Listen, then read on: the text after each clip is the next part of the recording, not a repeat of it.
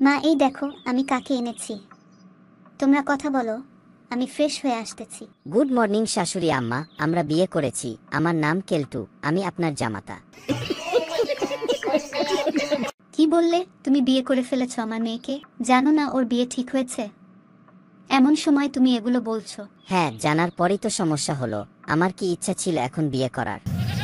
অন্যত্র বিয়ে ঠিক করেই আমাকে বিপদে ফেললেন, তাই আমাকে বিবাহ করতে হলো।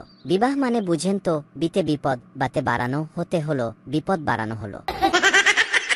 শাট আপ, বক বক কম করো। এই ছেলে তুমি করো কি? নিজের পায়েও তো দাঁড়িয়েছো বলে মনে হয় না। ননসেন্স কোথাকার।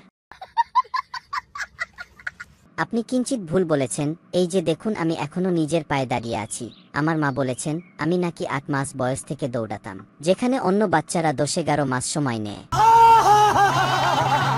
তোমার দৌড়ানো ছুটাচ্ছি, দাঁড়াও। থাপড়াইয়া অজ্ঞান করে ফেলবো, চেনো আমায়? আমার এ অবস্থা কেন? কি হয়েছে আমার? মিস্টার কেলটু, আপনি নিজেই সমস্যায় পড়েছেন। আমার মাকে চিনেন না? ব্ল্যাক বেল্ট প্রাপ্ত। এখন আসবে আপনার সাথে ক্যারাতে প্র্যাকটিস করতে। আচ্ছা, একটু জল খাওয়ানো যাবে? শুধু জল না, আমি নিজে হাতে স্যুপ বানিয়েছি। মরার আগে স্যুপ খান, মৃত্যু অনেক কষ্টের, তার উপর মার খেয়ে মৃত্যু। বেশি শক্তি দরকার। আপনার কর্ন স্যুপে আপত্তি নেই তো নাকি? না না, কোনো আপত্তি নেই। আপনি এর মধ্যেও হাসতেছেন। সেকই বাঁধা অবস্থায় স্যুপ খাবো ভাবতেই বেশ ফিল হচ্ছে। আর অন্যের সমস্যার সমাধান করতে এসে মার খাচ্ছি। প্রতিটি মারের সাথে মনে হচ্ছে ডিরেক্ট পৃথিবী থেকে স্বর্গে প্লেনে করে যাচ্ছি। ঠিক আছে, এখন আপনার জাদু দেখার পালা, আমি গেলাম। A few minutes later. বাবা কেলটু, উঠেছো বাবা? ভাবছি উঠেও আর কি হবে, আবার তো পিটুনি পর্ব শুরু। কাল ছিল ট্রেইলার, আর আজ কি হবে তা ভাবছি। যাই হোক, গুড ইভিনিং। কেমন আছেন শাশুড়ি আম্মা? এই যে কেলটু কবিরাজ, এখন মর্নিং ইভিনিং না। তুমি আমার এক পিটুনি খেয়েই 12 ঘন্টা জ্ঞান হারিয়েছিলে। ঘরে এত দামি আসবাব, এত সুন্দর দরজা, কিন্তু আফসোস কোনো জানালা রাখেননি। তাই দিন না রাত বুঝতে পারছি না। শুনলাম আপনি নাকি ক্যারাতেও জানেন, ব্ল্যাক বেল্ট হোল্ডার। তা আমাকে আজকে কোনো পদ্ধতিতে পাঞ্চ দিবেন? আই মিন খুশি মাওয়াশি জুকি নাকি হিরাক্যান জুকি, ইপ্পন নুকেট দিবেন না, এটা ভালো লাগবে না। বাহ, তুমি কি ক্যারাতে পারো? বেশ নাম জানো দেখছি। আমার সকল বিষয়ে জ্ঞান আছে। স্বপ্ন ছিল অনেক বড় কিছু হব, কিন্তু এখন মরতে হচ্ছে ঘুষি খেয়ে। আমার মেয়েকে এইসব গানের কথা বলে পুটিয়েছো, বুঝতে পেরেছি। আমার একটাই মেয়ে, তার সম্পদের লোভে পড়ে বিয়ে করেছো, তাই না? ওয়েট, আমার কোনো ইচ্ছা নেই ঘর জামাই হবার। সম্পদ সম্পদ বলে লাভ নাই, ওটা আপনি নিয়ে নাচেন, আমার ওতে মায়া নাই। আমার নিজের হাত পা আছে, করে খেতে পারবো, ওইসব ভাব কম দেখান। সত্যি কি এইসব তোমার মনের কথা? সম্পদের লোভ নাই তোমার? সম্পদের লোভ আমার নেই কখন বললাম? অবশ্যই আছে, কিন্তু ওটা আমি নিজেই করে নিব, কারোরটা দান পেয়ে নিশ্চয়ই নয়। কালকে কি খুব ব্যথা পাইছো, তাই না? না, খুব আনন্দ লাগছে। জীবনে নতুন কোনো অভিজ্ঞতা হলে আমার কাছে আনন্দ লাগে। প্রতিদিন ভাতের পর হঠাৎ একদিন পোলাও পেলে যেমন আনন্দ হয় তেমন। তোমার আনন্দ বেশিক্ষণ থাকবে না। আজকে রাতেই তোমাকে এই চেয়ার সহ মাটিতে জ্যান্ত পুঁতে দিব। গর্ত খোঁড়ার কাজ চলছে। বাগানে একটা নারিকেল গাছ ছিল, ওটা তোলার জন্য ড্রেজার মেশিন এনেছি। ওই গর্তেই তোমাকে মাটি চাপা দেয়া হবে।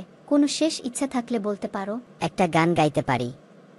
বিশেষ করে আপনার ব্যাকুল নয়ন আর এলোমেলো চুল দেখে একটা রবীন্দ্রসঙ্গীত মনে পড়ল। তুমি কি গান জানো? তাহলে গাও দেখি।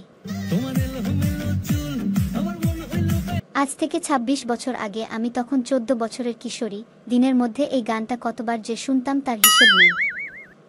চুল রাখতাম এলোমেলো, নয়নে ব্যাকুলতা, খুব কল্পনা করতাম কেউ আমাকে গোপনে দেখে এই গানটা গাইবে। মাকে হারিয়েছিলাম খুব অল্প বয়সে, বাবা থাকতেন ব্যবসা নিয়ে ব্যস্ত, আর আমি ভাসতাম কল্পনার রাজ্যে। একদিন সেই আবেগের সুযোগ নিল একটা অপদার্থ, তার সাথে পালিয়ে বিয়ে করলাম। রূপা যখন হয় আমার বয়স তখন মাত্র 16 বছর, কিন্তু রূপার বাবা ছিল একটা লোভী শয়তান। আমার ব্যাকুল নয়ন, এলোমেলো চুল তার আকর্ষণ ছিল না, তার আকর্ষণ ছিল আমার সম্পদ। তাই পুরো সম্পদ দখলে নিতে একদিন আমার বাবাকে খুন করতে পেটে ছুরি বসালেন। বাবা মরলেন না, কিন্তু মরল আমার বিশ্বাস, আমার ভালোবাসা। এরপর রূপার বাবার কি হলো? তার ফাঁসি হলো। আচ্ছা বাদ দাও, তুমি কিভাবে জানলে এটা আমার প্রিয় গান? এটা আমি রূপার সামনে কোনোদিনও শুনিনি, তাই তার জানার কোনো সম্ভাবনা নেই। কিভাবে জানলে বলো? নারিকেল গাছটি কত ফুট লম্বা, গাছে কি ডাব আছে? খুব তৃষ্ণা পেয়েছে, ডাবের জল পেতে পারি? মরার আগে মনে হয় পিপাসা বেড়ে যায়। মরতে তোমার ভয় লাগছে না? না, বরং বেশ ভালো লাগছে, আমাকে মারার জন্য এত আয়োজন। তবে নারিকেল গাছের কথা শুনে মনে হলো পাপের শাস্তি পাচ্ছি। কেন, কি পাপ করেছিলে? আমাদের গ্রামের বাড়িতে দাদিমা সকল প্রকার ফলের গাছ লাগিয়েছিলেন। নারিকেল গাছ ছিল 2টা, কিন্তু ফল হয় না। দাদির কি দুঃখ, বেড়াতে গেলাম গ্রামের বাড়ি, আমার তখন 7 বছর। দাদিমা আমাকে বললেন নারিকেল গাছের গোড়ায় প্রস্রাব করতে। নারিকেল গাছে লবণের অভাব হলে ফল হয় না, তাই তার এই পরীক্ষামূলক ব্যবস্থা। আমি লজ্জা পাওয়ায় দাদিমার কি রাগ, বললেন এই তুমি ছেলে না মেয়ে, এত লজ্জা কেন? এরপর কি করলে? বাধ্য নাতির মতন দাদিমার কথা শুনলাম। তখন নারিকেল গাছের রাগ হলো, অভিশাপ দিল, তাই আজ আমার এই অবস্থা। তুমি অনেক মজার ছেলে, চলো তোমাকে ডাবের জল খাওয়াই। তবে ছোটকালের মতো আমার নারিকেল গাছের গোড়ায় আবার কিছু ঢেলে দিও না।